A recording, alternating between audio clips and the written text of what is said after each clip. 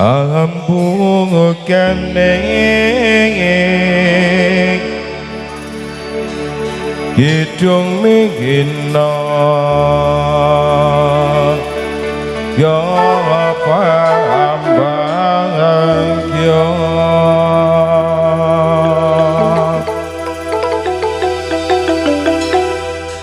ampun kene kidung mingina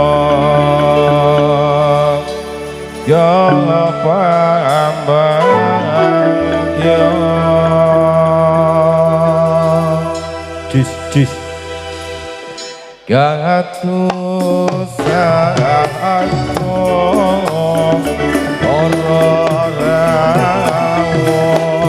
ing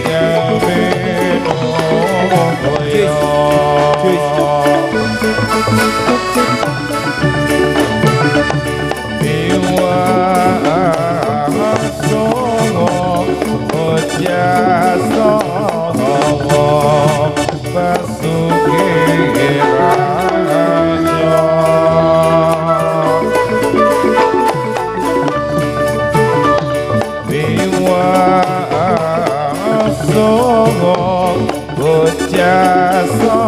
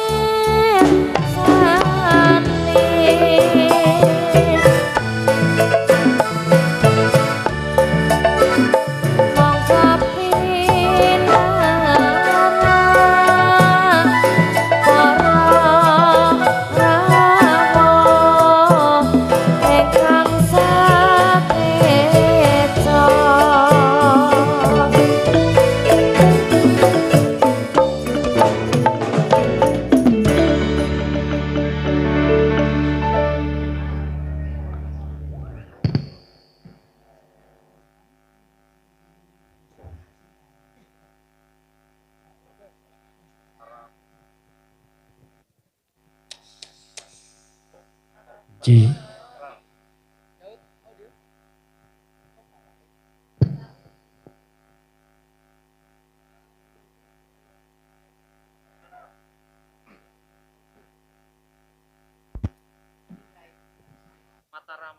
JR Daud Professional Audio J Sir JR Daud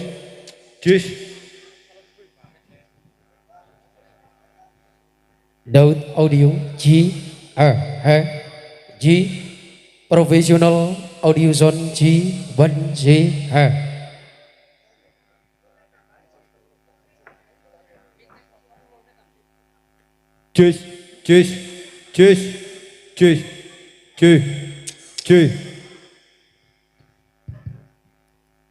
JRR J Daud Professional Audio Zone 1C R D R J Law J Daud Professional Audio J R 1C Law J D R Daud Professional J R Law J J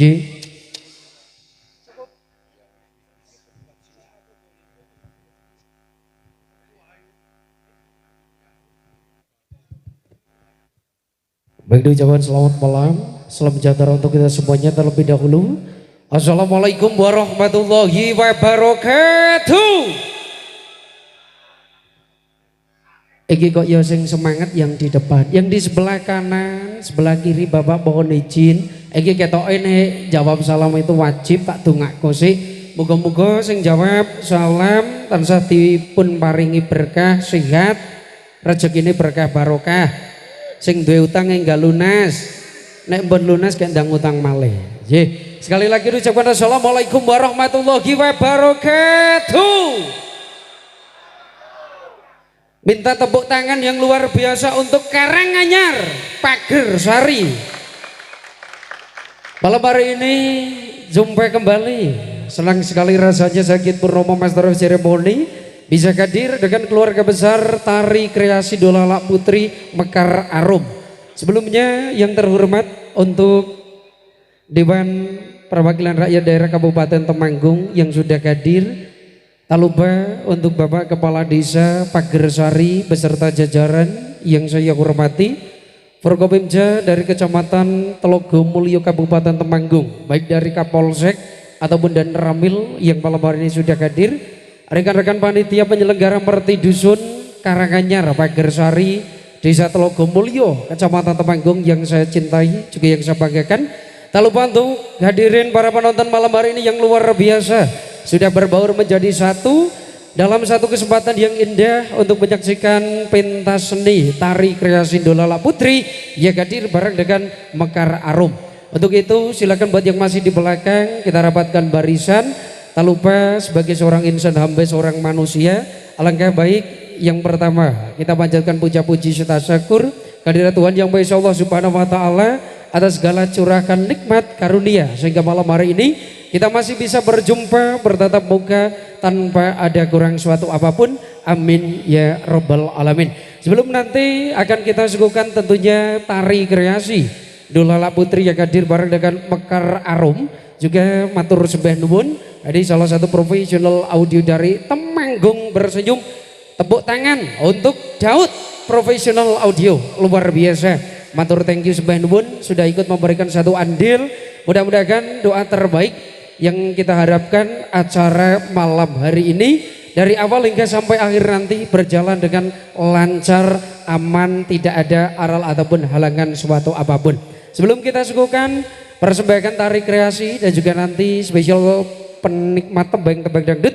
Sebelumnya ini sesuai dengan dabuh dari rekan-rekan panitia penyelenggara akan kita dengarkan terlebih dahulu beberapa patah kata yang akan disampaikan dari jajaran panitia penyelenggara malam hari ini kepada beliau Mas Parsidi. Kami persilakan untuk bisa merapat menuju ke panggung memberikan sambutan hangat untuk masyarakat Karanganyar Pager Sari Telogo Mulyo Temanggung.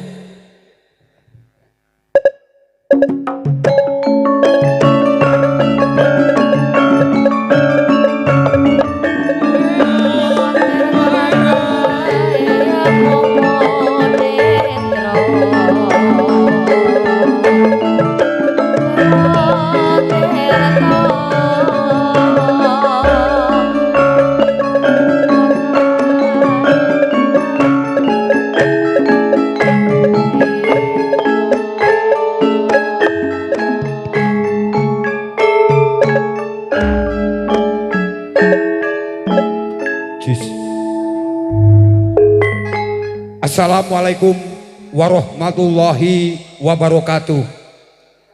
A'udzubillahi minasyaitonirrajim. Bismillahirrahmanirrahim. Assalatu wassalamu ala anbiya'i wa mursalin sayyidina wa maulana Muhammadin wa ala alihi wa sahbihi ajmain, amma ba'du.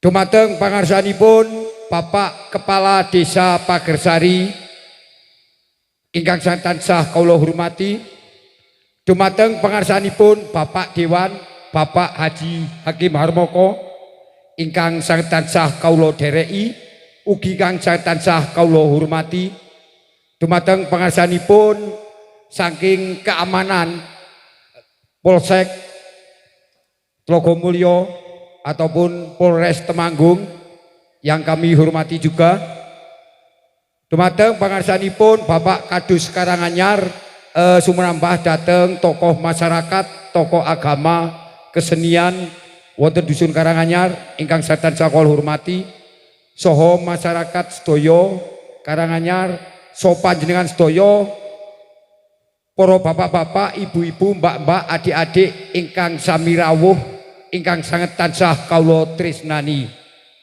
Ing niki kula tansah ngaturaken raos puja saha puji syukur dumateng ngarsa dalem Allah Subhanahu wa taala dene wedal ing dalu punika kawula so panjenengan sedaya saged rawuh makempal wonten panggenan ngriki dusun Karanganyar kanthi boten wonten alangan satunggalipun punapa. Sholawat so salam mugi kaatur dumateng junjungan kita Nabi Agung Muhammad sallallahu alaihi wasallam ingkang tansah kita cadhong-cadhong syafaat so inayahipun benjang wonten ing yaumul kiamah. Dateng para rawuh sedaya ingkang sanget tansah kawula tresnani, ing dalu punika acara tari dolala inggih punika Mekar Arum. Mekar Arum kali Dewi Arum punika satu kesatuan, satu ketua inggih punika Bapak Lurah Panawaren Desa Kecamatan Sigaluh Kabupaten Banjarnegara, dan yang ini Mekar Arum dari Kecamatan Leksono Kabupaten Wonosobo. Dan juga tentu nanti akan masih ada artis dari kota Wonosobo dan kota Purworejo. Maaf nggih kula bahasane campur-campur. Salajengipun kula ngaturaken matur nuwun dumateng sedaya warga masyarakat Karanganyar ingkang sampun mendukung acara hol makam utawi merti dusun Karanganyar saking RT setunggal dumuginipun RT sekawan. Sapunika dumawah wonten RT 3 lan tiap-tiap dinten Jumat Kliwon punika bulan Suro dusun Karanganyar ngawontenaken hol makam. Kanthi dipun wontenaken hol makam punika mugi-mugi sedaya warga masyarakat Karanganyar so panjenengan sedaya ingkang rawuh dipun keparingaken umur ingkang panjang, dipun paringaken rezeki ingkang kathah, dipun tebihaken saking balak lan musibah. Punapa kan dados panyuwun kula panjenengan sedaya saged dipun ijabahi dhateng Allah Subhanahu wa taala. Tentunipun saking segi panitia minta kepada semua rekan-rekan yang hadir, karena di sini saudara semua meminta keamanan dan ketertiban dijaga bersama-sama sampai kondusif. Dari panitia meminta jenengan-jenengan sedaya ingkang rawuh punika jaga keamanan lan ketentramanipun. Amargi menawi ingkang damel kerusuhan punika kawula sampun izin saking Kapolsek dumuginipun Polres Temanggung. Tentunipun sing damel kerusuhan punika pun enten pihak yang berwajib. Udah ada pihak yang berwajib menurut hukum kita. Maka dari itu karena di sini semua saudara semua dari panitia minta menjaga kondusif keamanan dan ketentraman. Siap nggih? Supaya tari dolala bisa berjalan dengan lancar, karena ini pertimbangan dari panitia. Kenapa kok taunya Dewi Arum terus Mekar Arum? Karena pertimbangan dari panitia ataupun dari Bapak Ketua Itu yang Mekar Arum ini lagi muda-muda dan cantik-cantik. Itu pertimbangan dari panitia karena akan menyuguhkan jenengan-jenengan sedoyo. Itu pertimbangan dari panitia aja. Niku lebih muda-muda dan lebih cantik-cantik ini masih muda semua. Nanti siapa tidak tahu, salah satu ada yang kecantol di Karanganyar. Maka dari itu, dari panitia, saya mewakili panitia Wahyu Catur Manunggal Dusun Karanganyar mengucapkan selamat malam dan selamat menonton. Saya akhirul kalam, wabillahi taufik walhidayah. Wassalamualaikum warahmatullahi wabarakatuh. Waalaikumsalam warahmatullahi wabarakatuh. Matur sembah nuwun. Sekali lagi boleh minta tepuk tangannya untuk Karanganyar Pagersari yang luar biasa malam hari ini menyelenggarakan satu acara Merti Dusun Bersih Desa. Tadi sesuai imbauan dari jajaran panitia, malam hari ini Mekar Arum bisa hadir di tengah-tengah panjenengan tentunya untuk menyuguhkan tari kreasi Dolalak Putri. Silakan dinikmati bareng-bareng sesuai pesan dari panitia. Malam hari ini kita jaga bareng-bareng untuk ketertiban dan juga kondusivitas sampai nanti di penghujung acara. Setuju untuk dulur-dulurku? Karena malam hari ini juga dari Bapak Kapolsek yang hadir juga matur sembah nuwun, Bapak dan Ramil dan juga rekan-rekan keamanan yang bertugas malam hari ini. Pokoknya pesan tunggal wadah ojo pecah, tunggal buyut gak entuk kelut. Matur sembah nuwun, kita dengarkan kali ini sambutan dari DPRD Kabupaten Temanggung yang akan disampaikan oleh beliau Bapak Haji Hakim Harmoko. Kepada beliau waktu dan tempat kami persilakan sumonggo.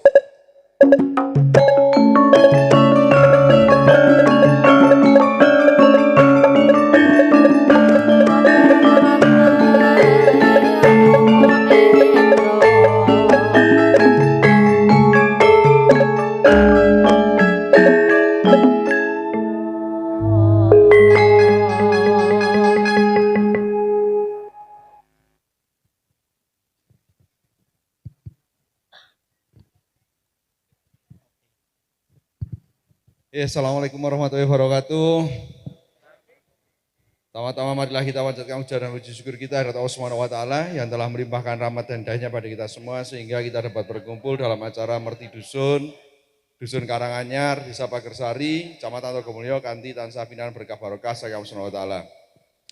Nomor kali kang kawula hormati tokoh-tokoh masyarakat Dusun Karanganyar, kang kawula hormati tokoh-tokoh seni masyarakat Dusun Karanganyar, kang kawula hormati warga masyarakat Dusun Karanganyar, khususipun umumipun masyarakat Desa Pagersari. Syukur alhamdulillah dalu menika Kyambek tasih menangi Merti Dusun Karanganyar. Mugi-mugi panjenengan santen tansah pinanan berkah, tansah pinanan barokah, paring panjang umur, paringi rezeki ingkang kathah. Mugi-mugi sotonan sakniki mboten mengecewakan. Nggih. Niki mukadimah tumut Bapak Haji Parsidi. Wis kakean pidato. Tapi intine teng Merti Dusun niki kula suwun mengki sing tertib nggih. Ampun enten sing rusuh. Pak Polsek atau yang mewakili langsung tangkap. Sekiranya enten sing rusuh tangkap. Bancer atasi, mungkin Pak Dandim langsung atasi. Saya tidak mau ting mriki enten kerusuhan, nggih. Sekali enten kerusuhan urusane pun panjang. Nggih. Dinikmati joget sak joget-jogete, nyawer sak nyawer-nyaweri, nggih. Cocok? Cocok nggih? Wae aja sing rusuh, nggih. Saya tidak mau tahu malam ini harus kondusif. Nggih? Polsek dan Ramil, Banser tolong diatasi. Enten sekiranya rusuh langsung Oh, mantap. Kang selanjutnya, damel warga masyarakat Dusun Karanganyar, matur nuwun ingkang sakara-karai, satu periode sampun dalem melaksanakan, insya Allah, ting periode kedua ini mugi-mugi saged sinarengan, saged sareng-sareng, mangke bangun Dusun Karanganyar. Secara pribadi kula nyuwun ngapunten dereng saged maringi ingkang kathah secara satu periode kemarin total sampun aspirasi tak paringke teng Dusun Karanganyar namung sekedhik sekitar 1,5 miliar. Tahun sakniki insyaallah ajeng tesih mulih napa mboten aspirasine. Insyaallah tahun sakniki tak paringi mulih kawan 100 juta damel pembangunan ting Dusun Karanganyar, mugi-mugi masyarakat saged merasakan pembangunan mungkin 2026, 2027 sampai nanti di 2029 sareng-sareng kula nyuwun dongane panjenengan saged bangun malih saking kesenian, keagamaan ataupun infrastruktur desa dinikmati panjenengan yang kula suwun mengke sekiranya sampun dibangun, sampun dicairkan, dijagi sareng-sareng nggih. Kula secara pribadi nyuwun ngapunten mung sekedhik gek 1,5 miliar tok. Ngijing tak tambahi melih, tapi tahun sakniki tak paringi melih 400 juta untuk kelanjutan pembangunan ting Dusun Karanganyar. Insyaallah ngijing pun mboten enten gang sing isine lemah-lemah pun tak beton kabeh. Insyaallah nggih. Sareng-sareng dijagi damel Dusun Karanganyar, mugi-mugi Dusun Karanganyar melalui merti dusun niki saged tansah binaring berkah barokah saking Gusti Allah. Terakhir enten tur wicara dalem mboten warani-warani penggalih, dalem nyuwun ngapunten kang sakara-kare kula akhiri assalamualaikum warahmatullahi wabarakatuh.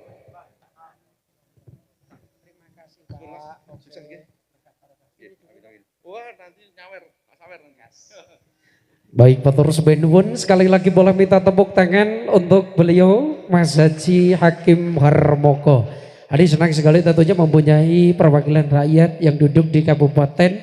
Beliau berbaur menjadi satu dengan masyarakat, juga tidak mengurangi rasa hormat untuk jajaran pemerintah desa, untuk Pak Kades, Pak Kadus yang malam hari ini mungkin juga sudah membersamai, juga Bapak Kapolsek ataupun yang mewakili Bapak Dan Ramil juga yang sudah hadir matur sebenwun, rekan-rekan panitia dan juga jajaran keamanan yang malam hari ini sudah sigap stay di acara luar biasa. Harapan terbaik sesuai dengan yang disampaikan oleh panitia dan juga dari beliau Mas Haji Hakim, bahwasanya malam hari ini Mekar Arum dihadirkan untuk masyarakat dulur-dulur Karanganyar punya Pager Sari. Kita nikmati yang terbaik. Special Best Perform hadir bareng dengan Mekar Arum punya.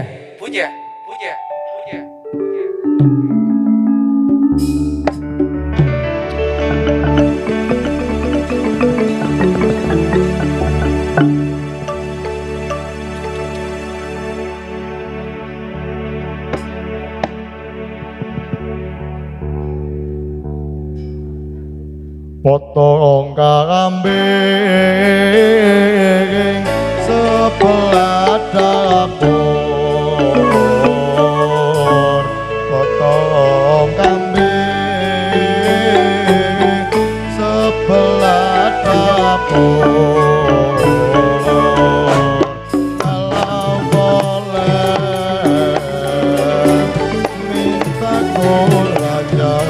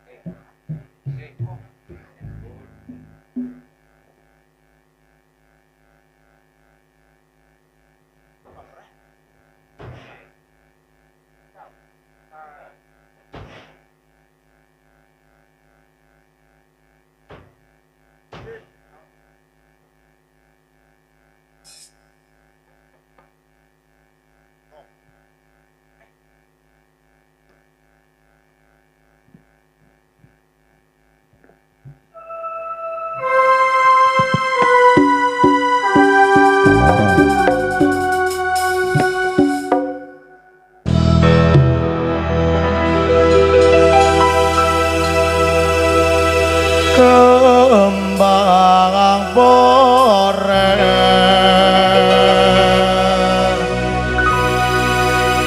di lampu kali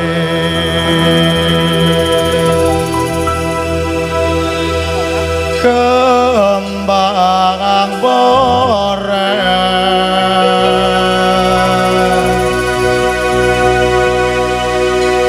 di lampu kali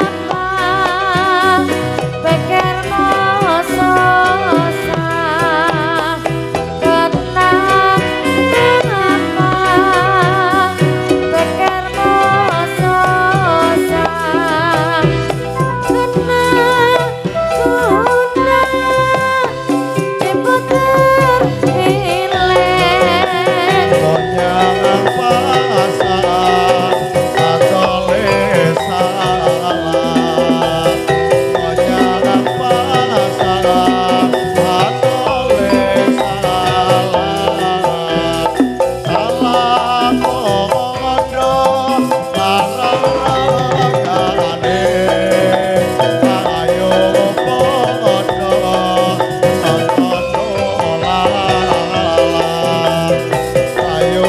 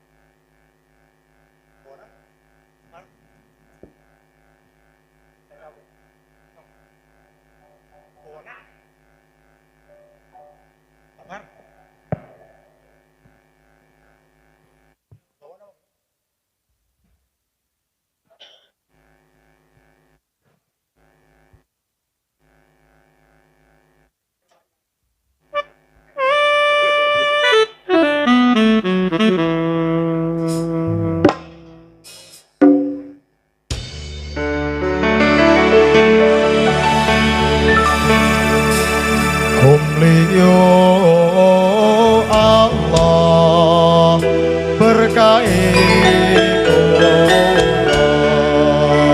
Kumliyo Allah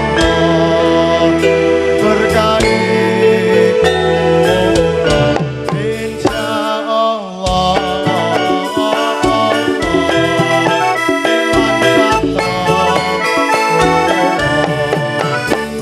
nanas ojak ewang lagi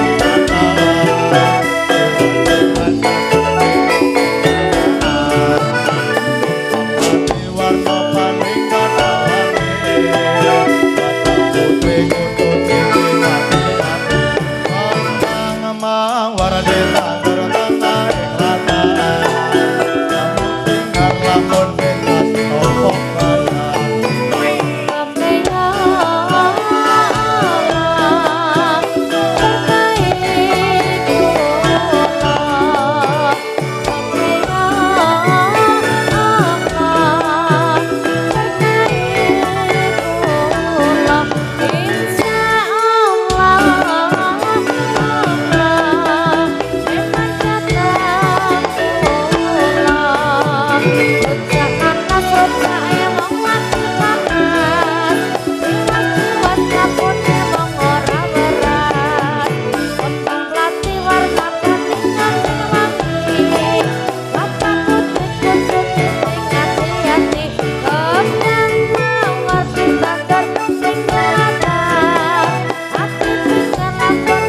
topok kaya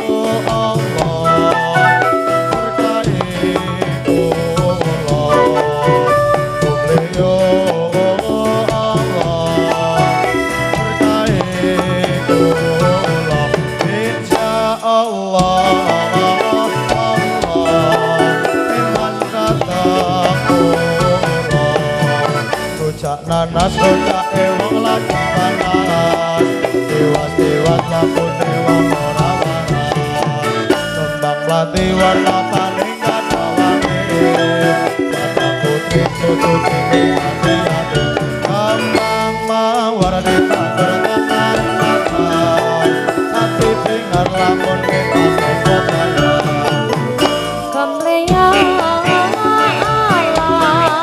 berkahi kula Kamleya Allah berkahi kula insyaallah Allah memang kata kula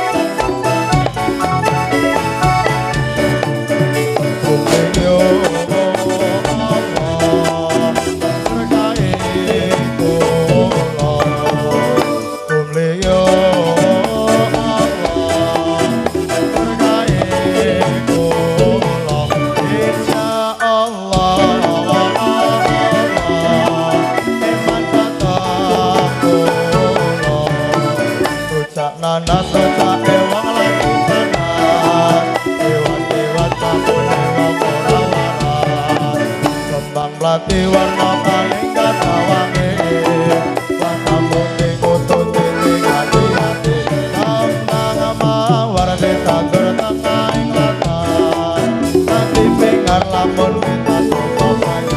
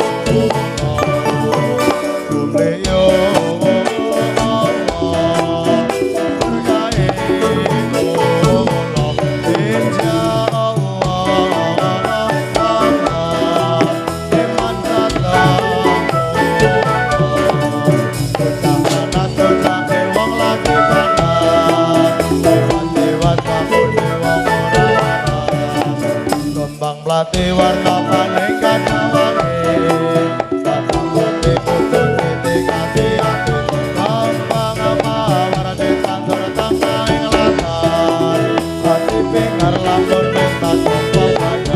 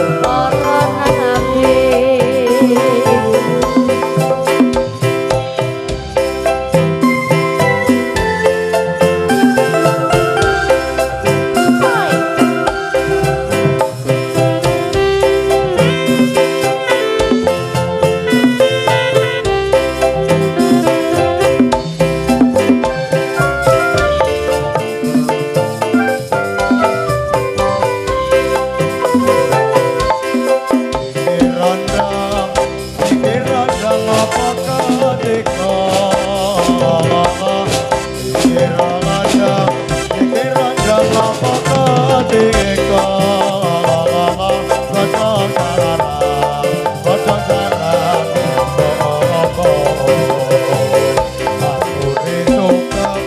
ngaturi sugeng para pamirsa ngaturi sugeng para pamirsa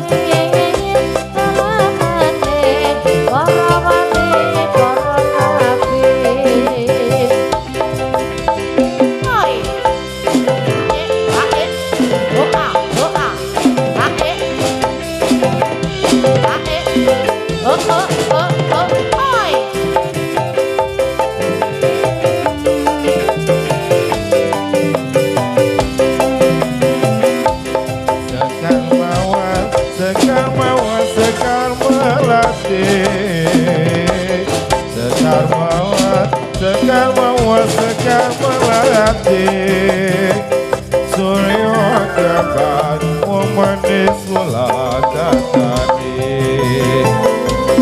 Saya suwe Saya ngetoke Saya suwe Saya ngetoke Gede nono Wamanis liksire wage Kopar banyak yang lain pun Darasari. Kopar banyak yang lain pun Darasari. Sasuntinge semetang kembang selase. Sasuntinge selendang kembang selase. Sasuntinge